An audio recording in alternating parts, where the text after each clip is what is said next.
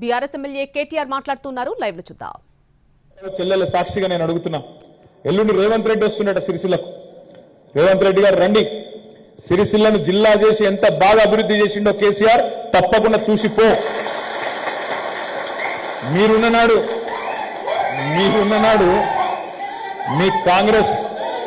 మీ కాంగ్రెస్ ప్రభుత్వం ఉన్నప్పుడు సిరిసిల్లను ఉరిసిల్ల చేసింది మీరు. ఆనాడు నేత కార్మికుల ఆత్మహత్యలకు పేరు పడ్డ సిరిసిల్ల. అట్లాంటిది ఉరిసిల్లను ఇవాళ నిజంగా సిరి సంపదలకు తలతూగే నిలయంగా చేసింది కేసీఆర్ ప్రభుత్వం. జిల్లా చేసింది కేసీఆర్, సిరిసిల్లను జిల్లా చేసింది కేసీఆర్. ఇక్కడ అద్భుతంగా గవర్నమెంట్ మెడికల్ కాలేజ్ పెట్టింది కేసీఆర్, గవర్నమెంట్ ఇంజనీరింగ్ కాలేజ్ పెట్టింది కేసీఆర్, వ్యవసాయ కళాశాల పెట్టింది కేసీఆర్, ఇక్కడ నర్సింగ్ కళాశాల పెట్టింది కేసీఆర్, వ్యవసాయ పాలిటెక్నిక్ కళాశాల పెట్టింది కేసీఆర్.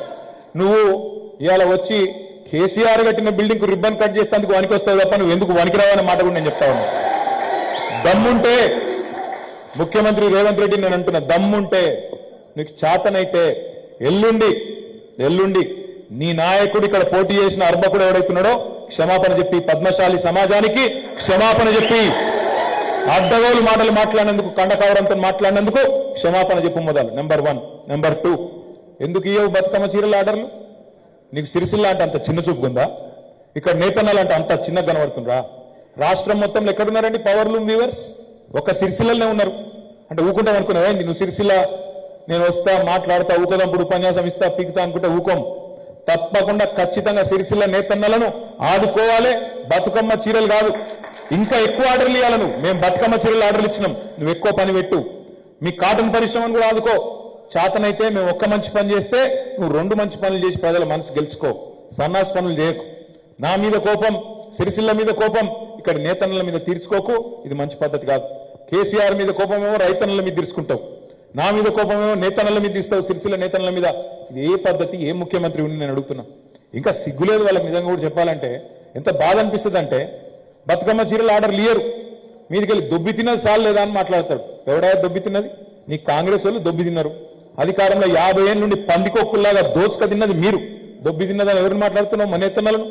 అందుకే నేను అనేది, మహేందర్ రెడ్డి గారు అధికారంలోకి రాగానే కన్నులు ఎత్తికెక్కి నోటికొచ్చినట్టు మాట్లాడుతున్నావు. పద్ధతి మార్చుకో, మంచిది కాదు. అధికారంలోకి రాగానే 100 రోజులకే గింత టెంపర్ వస్తే ఎట్లా? కానీ అధికారంలో నువ్వు వచ్చినావా? నువ్వు గెలిచినావు వీడేమన్నా? నువ్వు ఎమ్మెల్యేవా? 4 సార్లు ప్రజలు ఓడగొట్టిరు, ఇంకా బుద్ధి రాలేదు. దానికి కూడా ఇంకా పెద్ద పెద్ద మాటలు. అందుకే నేను అనేది, ఇప్పటికైనా బుద్ధి తెచ్చుకోండి, మర్యాదగా మాట్లాడడం నేర్చుకోండి. ఇంకొక మాట కూడా నేను అడుగుతా ఉన్నా, ఆలోచించమని కోరుతున్నా. ఇప్పుడు లక్ష్మక్క అన్నది నిజంగా సిగ్గు శరం ఏం లేదు. ఇప్పుడు ఇక్కడ ఈయన వస్తాడు రేవంత్ రెడ్డి, ఈ ఆయనలో వచ్చి రిబ్బన్ కట్ చేస్తాడు. మనం కట్టిన బిల్డింగ్ సున్నాలు మనం, మరి ఆయన సున్నం ఇస్తేందుకు వస్తుండే ఎందుకు వస్తుందో తెలియదు, కానీ వచ్చి రిబ్బన్ అయితే కట్ చేస్తాడు. ఇక తెల్లారు చూడాలి వీళ్ళ కాంగ్రెస్ లో బిల్డప్.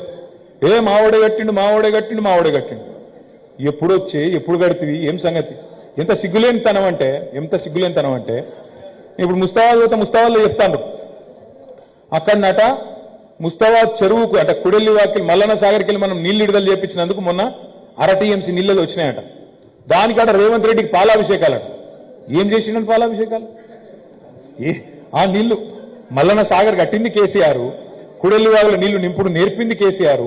మొన్న 1/2 TMC నీళ్లు ఇస్తానట, దానికి పాలాభిషేకాలట. ఇంకా విచిత్రం ఏంటంటే, నాకు నిజంగా ఆశ్చర్యం అనిపిస్తున్నది. ఇంత సిగ్గులేనితనం నిజంగా గొప్ప లక్షణం. రాజకీయాల్లో సిగ్గులేనితనం అనేది చాలా గొప్ప లక్షణం.